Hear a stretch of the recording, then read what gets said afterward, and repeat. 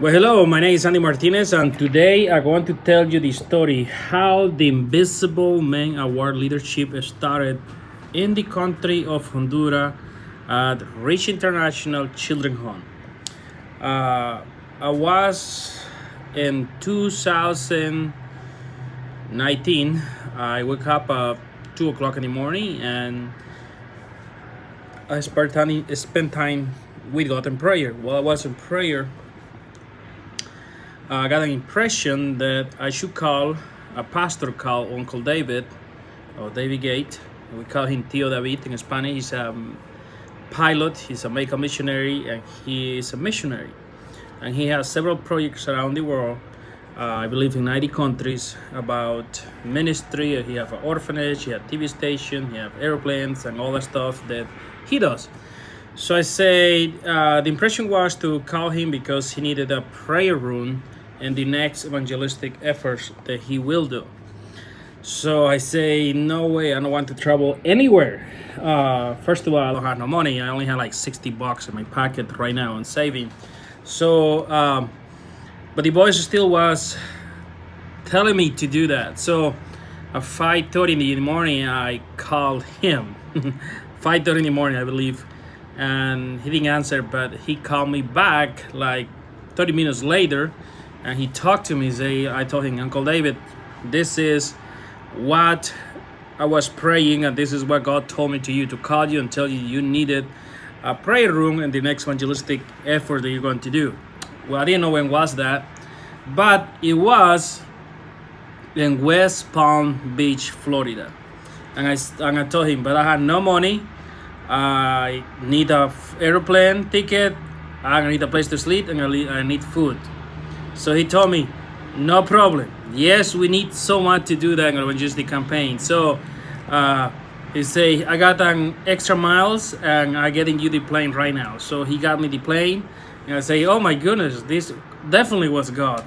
And I say, now I need to take off and find what to do. So I only have 2 weeks to do that. So I got in contact with the people in Florida, the church. They got me a place to stay and everything. And I took off to Florida with $60. That's all I have in my pocket. So $60 or $20, I don't remember exactly how much it was. So I got to Florida. I spent time in the evangelistic effort and the campaign that he was preaching, and everybody, the staff, and everybody meet all the team. And while I was there, I saw a couple coming to the prayer room, and I'm thinking this couple is from Florida, and no, they were not from Florida.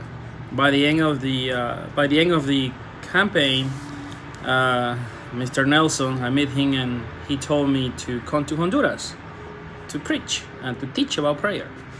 So, and I say, when? Say, as soon as possible. Well, I don't know yet. So Uncle David invited me to go to Puerto Rico. So I went to Puerto Rico, and when I come back to the United States, I got in contact with them, and they got in contact with me, and they booked my plane to go to Honduras. But I have a problem. I did not want it to go after I say yes. Why? Because I've been out like almost a month in these prayer runs that was going about almost 3 weeks, 3.5. And the thing is, when I come back, I try to do business, travel business, massage business, everything. Nothing was working. I had zero money. If I would leave to Honduras, I would have to pay $1,600 when I come back, and I didn't have any money. So I got impressed to call someone, real estate, one time he gave me $200. I never asked him for money. He asked me, hey, here's $200, use it, whatever God tells you to do. There wasn't a prayer meeting or prayer seminar that I went. So I called him and told God, this is the last time I ask for money for anything. If this person, you don't press him to give me money, I'm going to tell him how much I need for this mission trip.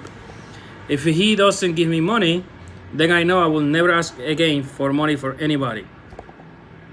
I'll let you work this thing out. And I don't like to ask money for people, because I believe if God wants to provide, he will impress people, or he will bless me through the business so I can do whatever he tells me to do. And people take care of their money. And we all inside, we are selfish as well. We only want to take care of our needs, our family, which is nothing wrong, okay? But we need to also be a person that if God tell us to give, we give. If we see a project we need, if we have the means to cover it, it's no problem. God always give back in many ways, as long we do it sincerely and honestly. So after 2 days, I called a person, I told him the needs. I said, listen, you pray about it. Whatever God tells you, I'm fine with, and that is fine. So he says, fine. 2 days later, he called me and said, no, I'm not giving you any money. Okay, God, what still I do? I still need this money to pay my rent, to pay my child support, to pay this, to pay that, blah, blah, blah. And God in pressure say, go. I say, okay, I'm going. So I took off from Springfield in July 2019 with $20 in my pocket. I have full tank of gas. I know I will go to Kansas City, I sleep in my friend's house, and from there I will take an airplane all the way to Honduras. So I took off with money to go, with gas, but no gas to come back, okay? So I drove to Kansas City. My friend Scott took me to the airport, and we got really late to his house. I can't remember, like 2 o'clock anymore, something like that. And I didn't eat nothing in that time because I didn't want to spend the money that I have. So I think I eat some apple or something that he gave me at his house, or some type of granola or something like that. And I took off early in the morning to Honduras. And I didn't eat, I believe I did not eat no food, or maybe an apple or something like that. But I remember I ate no food for a day and a half since I left my apartment. When I got to Honduras, I saw Mr. Nelson coming up with 3 girls. I asked him, who are these girls? And he told me, these are the girls from the children's home. And I asked him in my way there, what is a children's home?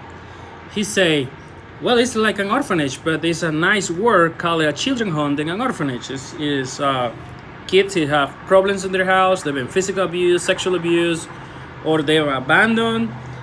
Girls or boys, they been in this orphanage, okay, this children's home.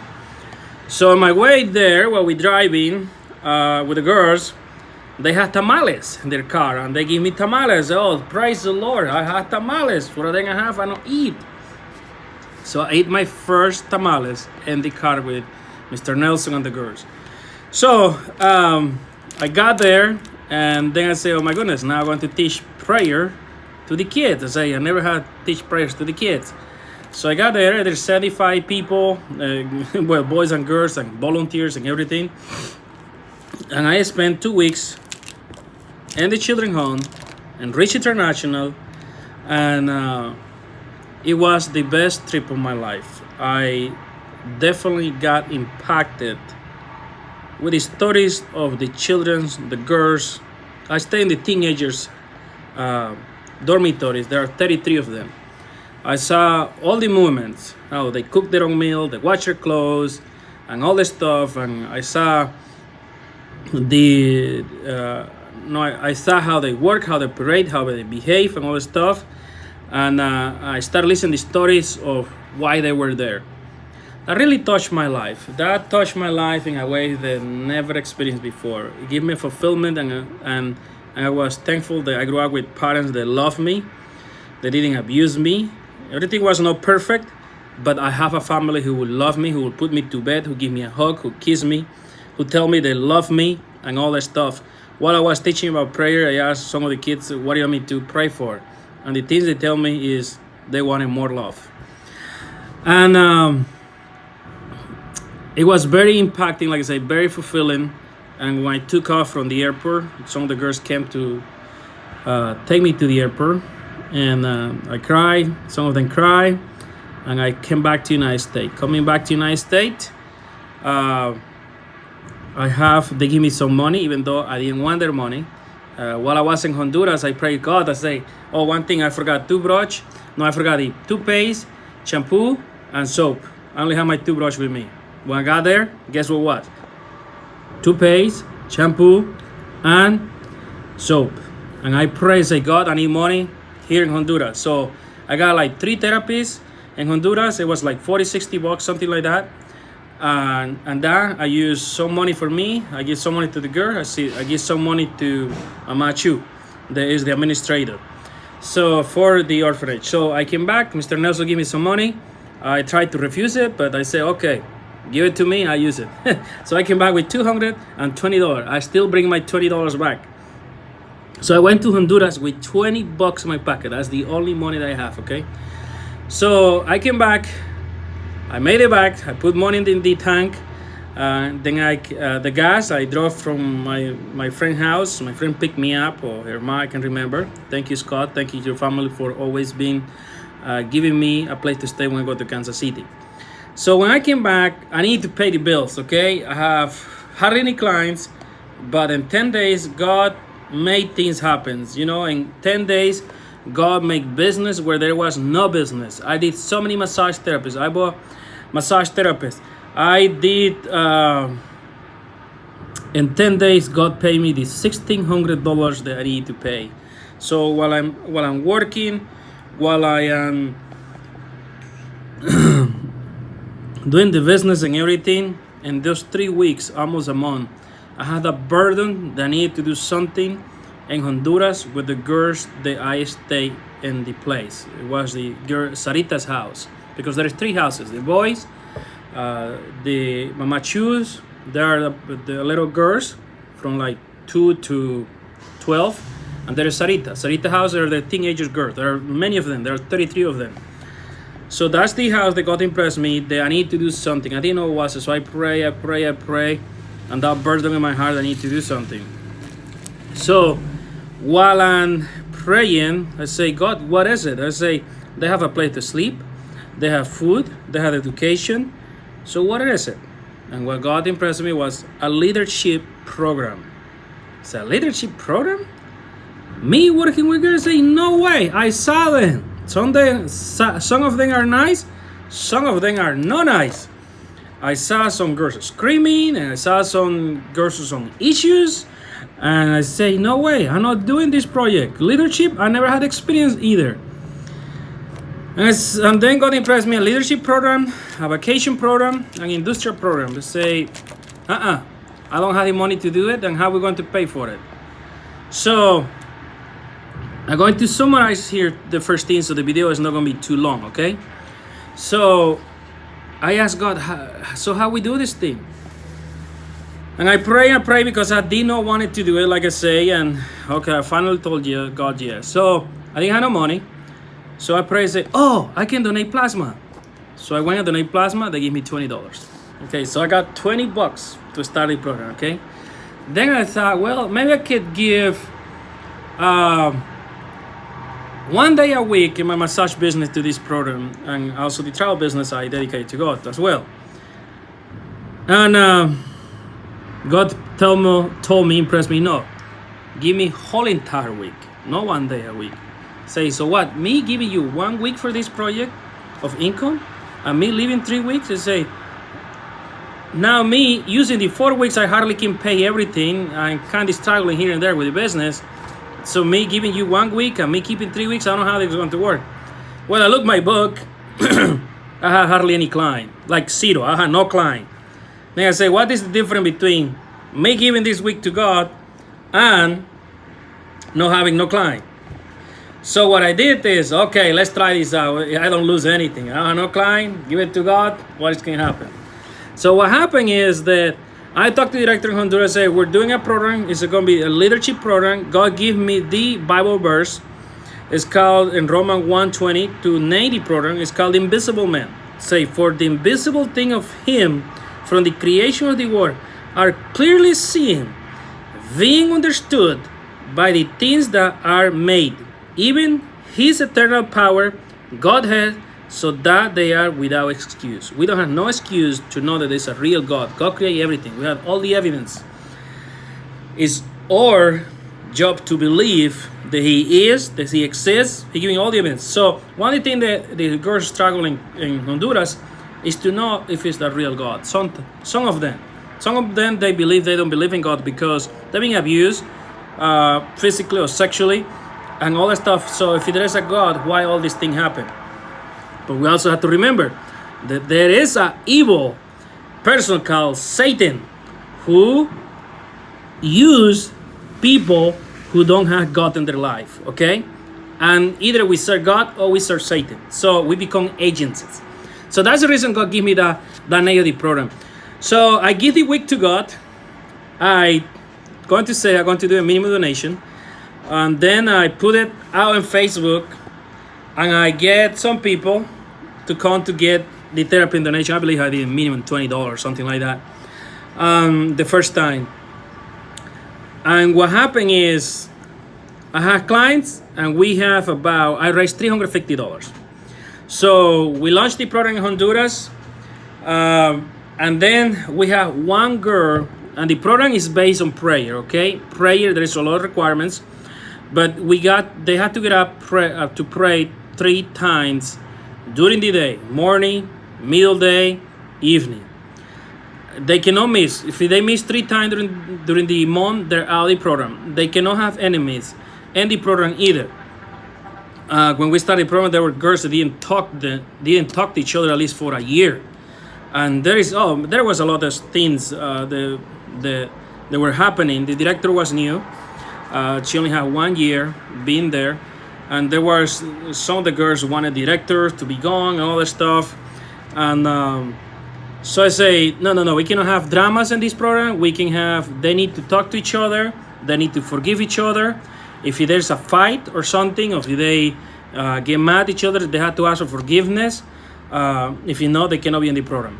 Also, I bought the book of leadership, some stuff. So there's more stuff about that, about how the program, the qualities, and the requirements that the program have, and all that stuff. So we have one girl who did the program the first time. Okay, I sent that girl $150. I keep another $150 for the next month, and she needed clothing.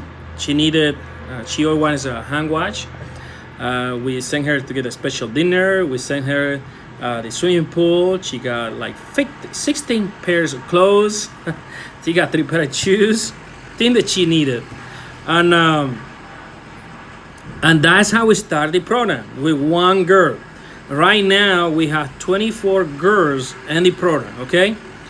And that's how everything started. I'm going to stop it right here.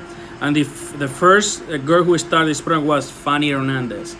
So God showed me by doing this the first time I did it, it started August 2019. Here's what happened. Not only God paid me the bills when I came from Honduras in 10 days, He provides clients for August. I didn't have no clients. I raised $150. Here's something that happened. I'm going to share. So I've been wanting to pay a land in Panama. I owned $2,500 in that land, okay? I've been trying to pay this debt off for the past 4 years. And it was Labor Day weekend. I say, God, I don't want to give you this week for you. That was in September, because only 4 days. I would like to give you the 5 days. Well, in those 4 days, you know what happened? I have a lot of clients came up, bought massage packages and all that stuff. In those 4 days, I made around $3,000 just in massage packages. With that money, I sent it to Panama, I paid the land off, and I have money still for tithe and offering. Okay, in 4 days, in Labor Day weekend, that was my week, okay? And I was able to pay that debt when I started doing this program in Honduras, just right away. Only God can do these things, you know. And I'm really shocked, I was really surprised, because I've been running this program for 14 months, giving one week away, me keeping 3. And God is being amazing. And I'm going to stop it right there, because these stories are only for God's glory. So I'm going to stop it right here. And I hope this video is going to be a blessing for you, okay? One thing I know is that God created me for service. And He have a purpose for you and for me. We only have to ask Him how He can use us. And when He tells us to use us, even though if we don't have the money, our life is maybe not the best, but if we start claiming God's word and God's promises, and we advance in faith, He is able to choose evidence. He will give us evidence, financially, maybe a suggestion to a friend or something, and he is responsible what he tell you to do. May God bless you, and I hope this video help you to increase your faith. Bye.